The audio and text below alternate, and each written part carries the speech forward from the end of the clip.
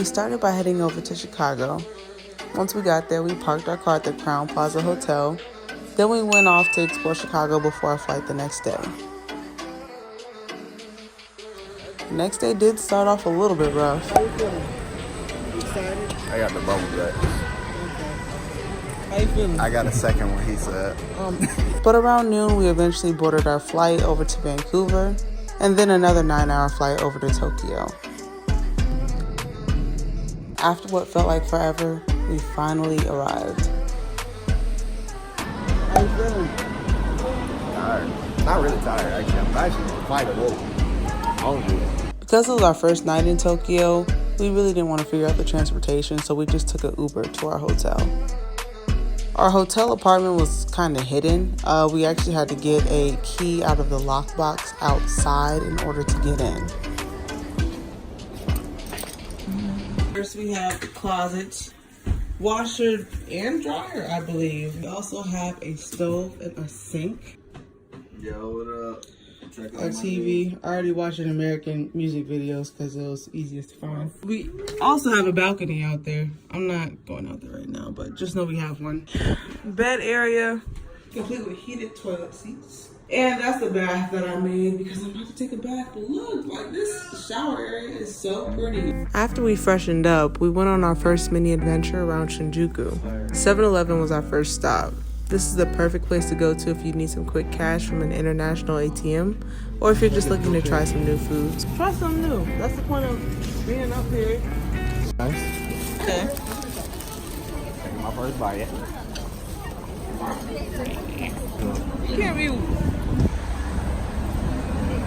So what's the deliberation? I thought it was chicken. There's something sweet. Not chicken. Unfortunately, this was not the only time that we learned not to eat the chicken in Japan. Take a bite. You trying to trap me? No. It's not bad, but It's weird. We thought we weren't going to see that many people because it was so late, but surprisingly, the streets were pretty packed. There were also a ton of arcades that were full of people and open late. Our first authentic Japanese meal we got at an underground ramen spot. Once we got there, like at most ramen places, we ordered our food off of a vending machine and then circled our preferences. They later sat us down in cubicles for our meal.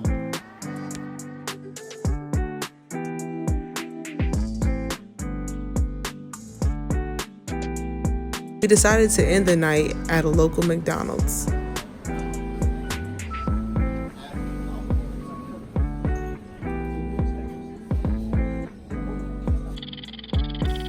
The next morning, we went to drop off our luggage at the hotel that we'd be staying at for the majority of the trip, the Capsule Hotel. But don't worry, we'll get into that in a bit. The local train station was only a 5-minute walk and had an excellent pastry shop.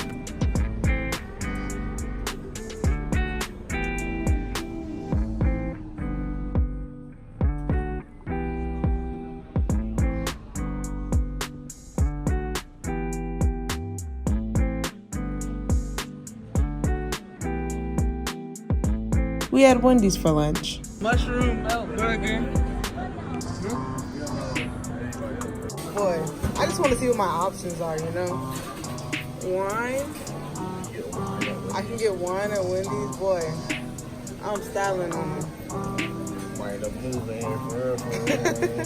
I want to get one of those tapioca drinks. Oh, you're smart. Strawberry or mango. Strawberry. Yes. Add to order. Oh, I don't know what that is. Mace for us. Oh yeah. I got chicken fries. Oh my god, it tastes so good. Bro, it tastes so good. It's like fries with the chicken pack of noodles on it. Really? Like, yeah. That's kind of what it tastes like to me.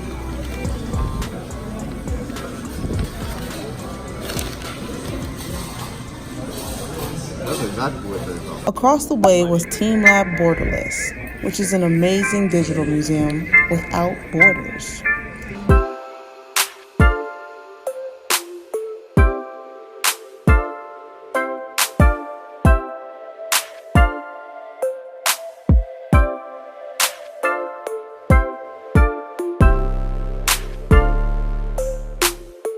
This place had so many cool spots. We almost missed some of them behind curtains and so forth, so look carefully. If there's a line, stand in it. I bet it's worth it. Across the street was Diversity Mall.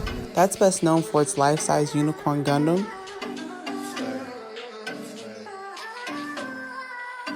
It also has a Gundam trailer.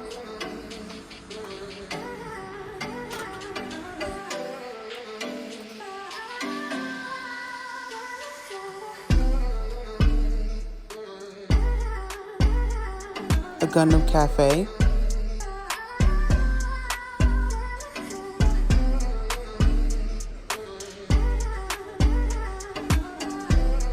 And a Gundam base store. Besides that, the mall is 8 stories tall, so even if you're not into Gundams, I'm sure that you'll find something of interest. After going to this mall, Michael and Myles were already sad thinking about when they would have to leave. It's sad. It's breaking my heart. Next up was Shibuya Crossing, the world's busiest intersection.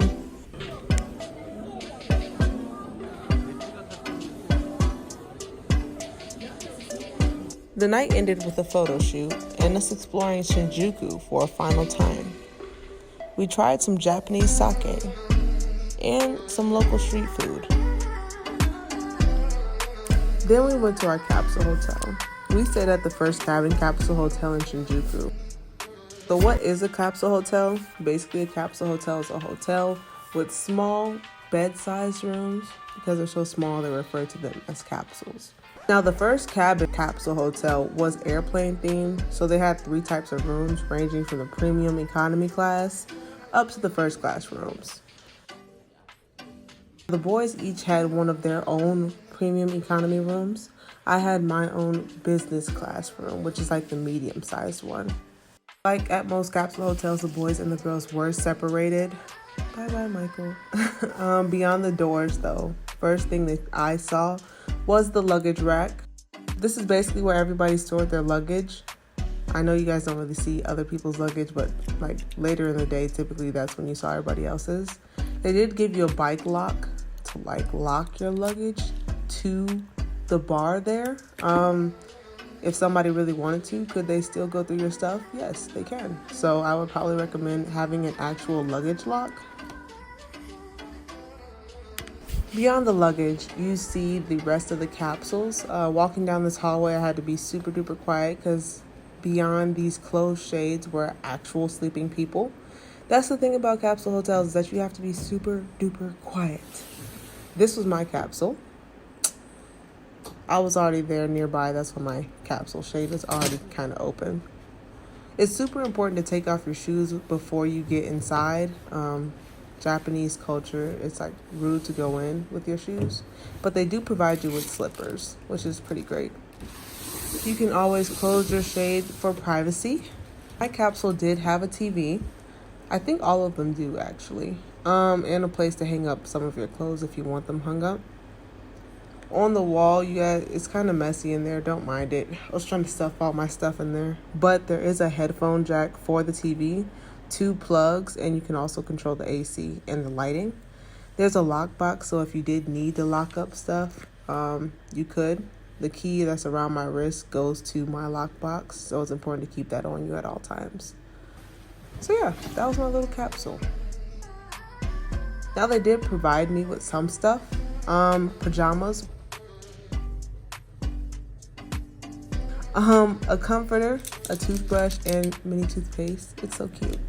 A body towel, but I'm honestly still not sure what the difference between that and the rag and towel they gave me was. Now they did have 2, technically 3 sets of restrooms. The restrooms are fully stocked, which is great. So after a long day, this is basically where I would go to just freshen up before bed. Then there's also a spa. It was underground, like down a story, which was a little bit shady. But once you're down there, you'll see that it's not as bad as it looked. I guess just being down there by myself was creepy. They did have another bathroom down here. Once again, an area to take off your shoes because of the culture. Don't want to walk in an area with shoes. On the other side, there was another shoe rack, a washer and dryer. Right across from the washer and dryer was a vending machine. Thought that was a little bit strange, but more mirrors to get ready, and my favorite part were the 2 private showers. Now you would think in a hotel that big, 2 private showers, is that enough? Well, I honestly never saw anybody else go in them other than me. Which is fine, because then that means I didn't have to wait on people. But at least in American culture, I'm not really for showering in front of a bunch of people. So I chose a private shower, which was beautiful and clean. But a lot of people still did choose these public showers, which was super strange. I personally wanted to go to the spa, which was right next to it. So I saw all these people showering, kneeling on that stool, showering. Pretty weird. They do have an area for you to lock up all of your stuff and put it in bins as well for the stuff that you don't really think needs to be locked up. One of my favorite parts about Japan, side note, would be the toilets though, while we're on the subject of the bathroom. When they talk about the toilets that would like spray water and clean you, I mean, you feel so clean using these toilets. Uh-oh. Going to the men's lounge, bro. That's the spa. Alright, the elevator this one. Yeah, she told me it was like all the way over there. Dog, they got the men's room kind of clean. So it's just I asked Michael to record back in the guy's side. He did a little bit. The next day was super fun because we got to do our Gk Kart Tour of Tokyo. When you get to the office, first you just fill out some waivers. Afterward, you pick out your outfit and accessories. Super important for these tours, you have to have an international driver's permit or else you will not be able to do it. The international driver's permit has to be issued either from AAA or AATA. We purchased ours online and it turns out it was a fake. Later, we went to AAA and got our international driver's permit on the spot. No test needed, no nothing, just $20. Let's go! Can I ask a question? How do you drift?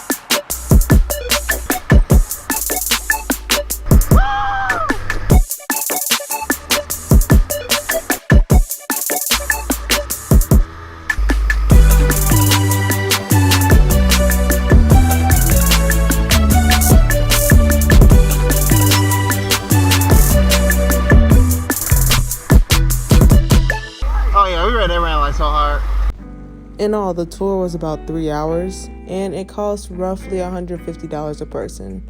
But we all agreed that it was definitely worth it.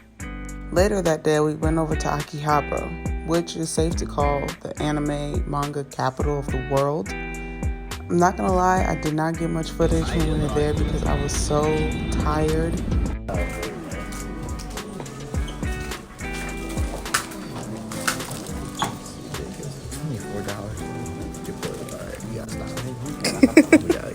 So for our final big adventure in Japan, we went off to see Mount Fuji. So I know this map looks mad confusing, just to break it down for you guys. So when most people go to Mount Fuji, they don't actually go on the mountain. they'll typically stay within this Hakone area here because it gives the best views of Mount Fuji. The Shinjuku area at the top is Tokyo basically, so that's where we started off. We took the romance car down to Odawara. And from there we took another short train over to the Hakone station, which is where we began our circle of events.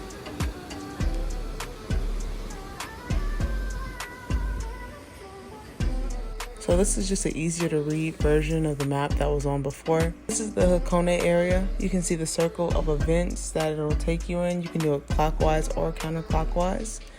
Regardless, you get all of these things included in the $60 Hakone free pass that we purchased. First, we took the bus over to Lake Yatchy. You know that?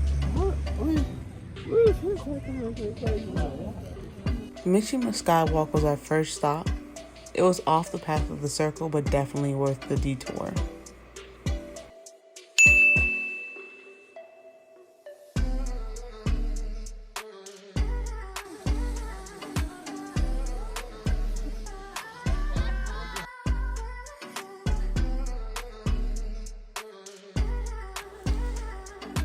Afterwards, we went back to Lake Yatchy and took the Hakone sightseeing cruise.